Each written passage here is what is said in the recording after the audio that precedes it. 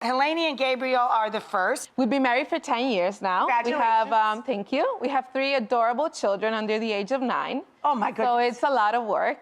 You know, we grew up different. We have very different parenting styles. And sometimes that gets in the way. And they know who's bad cop and who's good cop every now and then. Yeah. So who they is know bad cop and who is good cop? Well, I'm the good cop, she's the bad one. So our question is how to stay together in front of the kids to avoid... in front of them. Not right. They know how to work it. So that's a great question, and you're not alone, because we had that same problem with our son Duke. And my buddy, who is a child psychologist, I called him up and I got some advice from him. And he gave me great advice. He says, kids are like the old ladies playing the slot machines in the casinos, right? The reason they keep coming back is because it gives them a variable outcome. Pays off on the 3rd pull, the 30th pull, the 4th pull. If it doesn't pay off, they don't come back and play the slot machine. So you can't pay off, right? These kids will break you down, and they will figure out who's going to pay off this time, and they're going to keep pulling that slot machine. So you have to be so unified.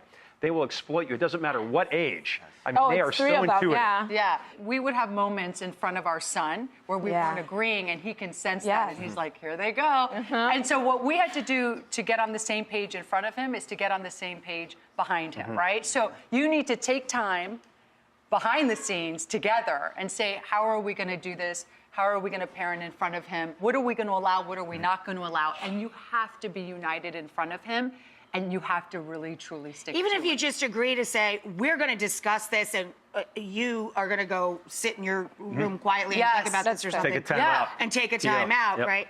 You need to get on the same page before you start flipping pages in front of the kid. Up next are Bridget and Dave. I am a high school principal in Florida in a very large district, and I've decided to run for superintendent of that district. Wonderful. Which is an elected situation. So our life is about to become really crazy.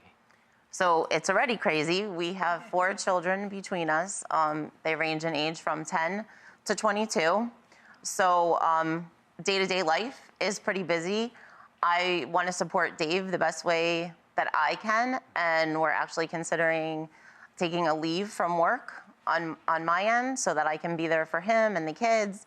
So our question to you is, do you have any advice on how we can balance the work life, this new adventure that we've taken on, still be there for the kids and yet still have that time for one another?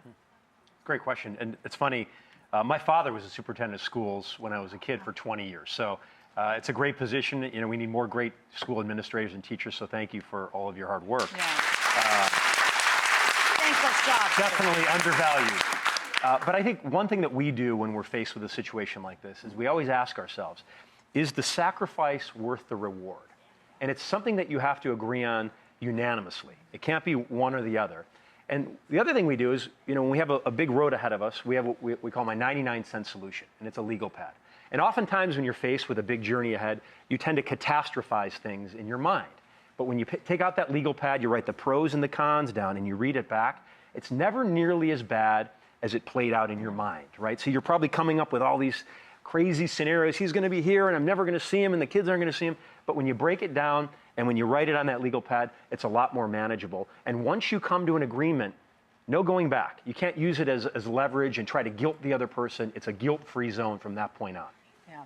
And as someone who has a career and is a mom and a wife, I get asked about work-life balance a lot. It's something so many of us struggle with. So I like something called the 100-100 rule I came up with. So when I'm at work, I focus 100% to work. I don't get kind of sidetracked talking to my mom, which, trust me, I could talk to my mom for hours at a time. And that's it. When I get home at night, we put our phone in a basket.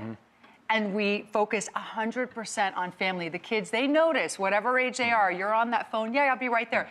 They see that, it speaks volumes to them that you're not listening to them, and then you feel bad about it. So really focusing 100% at home, and you feel like, you know what, I did all my work today. We were doing our stuff, we did what we needed to do, now it's time to be with the family, and you can lessen the guilt. It's never gonna be perfect, but it's a great start. And one other thing we did too is our son has a code word, so if we are on the phone for something, and it's something really important, he says diamond. Because diamond's important, and we know that we hang up. Like, okay, we're going to call this person back. If he says diamond, that's kind of his code word, and we're off the phone. I need to school John about these things. The phone basket and the code word. Yeah.